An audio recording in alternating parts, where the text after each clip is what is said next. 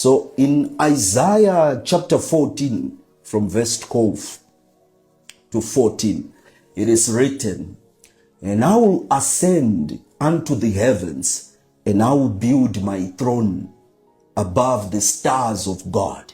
So the dangerous thing about Lucifer was that Lucifer was not thinking of ruling elsewhere. No, he was actually planning to rule this very same heaven that God dwells. If Lucifer wanted to rule and invade a divine space full of abundant glory and power, a lot of people do not understand that in this physical world, Lucifer and demons have long left the space of politics, and they have invaded the church through what is called church politics. Politics, people fight for governmental power, but in church politics, people fight for spiritual prominence. The game of who is more anointed, who is more powerful, who has traveled more, who has accomplished more, and who is better than the other. So church politics is a fight for spiritual prominence. The politics is governed by constitutions, but church politics is not governed by constitutions. It is governed by envy and jealousy. Opposition in politics is expected, but opposition in church politics is often demonized as rebellion. So in normal politics, succession is organized well. But in church politics, succession is not tolerated.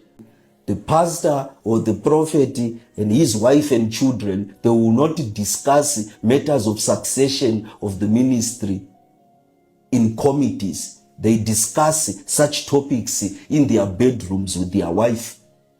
My friend, church politics is a deadly game. So when a man fights his brother in private, but helps in raising the hand of that very same brother in public, so that it appears as if they are in unity, that is church politics. So church politics publicly, you as members of churches, you cannot see it publicly. It is privately now that spirit operates and destroys and messes up things altogether.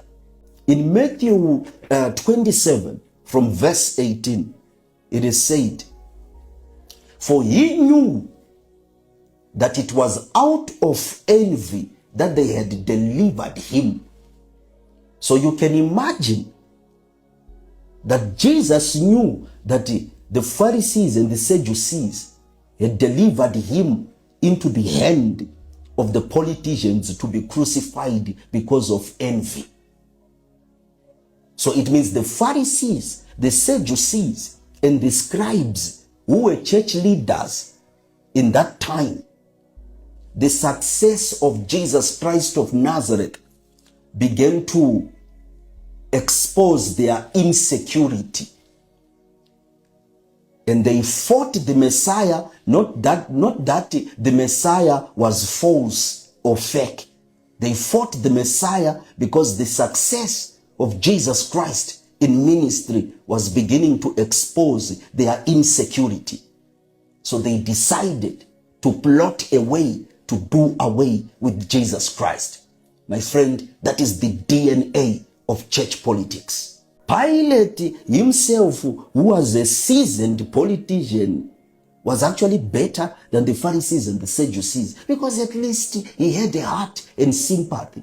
So when he met Jesus, when the Sadducees and the Pharisees delivered Jesus unto his hands to be crucified, Pilate got to a point when he was speaking with Jesus Christ of Nazareth, of saying to Jesus, Jesus, wait a moment, I'm coming.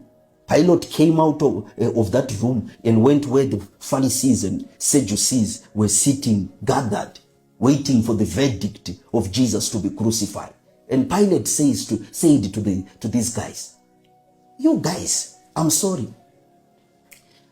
I don't see any fault with this gentleman, Jesus Christ of Nazareth. I don't even see any need for us to crucify this guy. What wrong has this guy done to you people that you think he deserves such a harsh punishment? The Sadducees said to Pilate, no, that's your problem, Pilate. Leave spiritual things to us. You yourself, you are a leader. You are the governor of the Israel nation.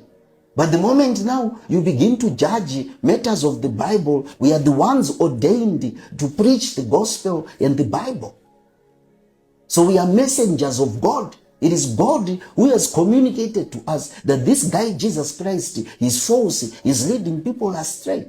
And you are here telling us that you find nothing wrong, nothing wrong. How can you find anything wrong with him? Can you quote 5 verses of the Bible yourself?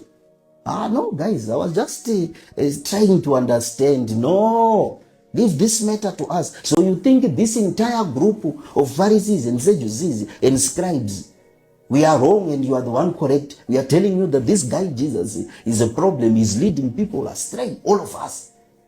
Pastors and prophets that operate under the spirit of church politics, they can actually ill advise a president. A president who relies on the advice of pastors and prophets subject to church politics, nothing good will come out of that advice.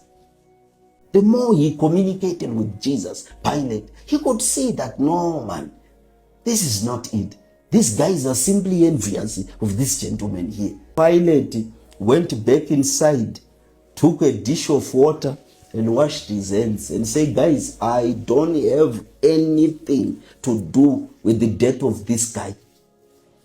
Washed his hands, took a towel and rubbed.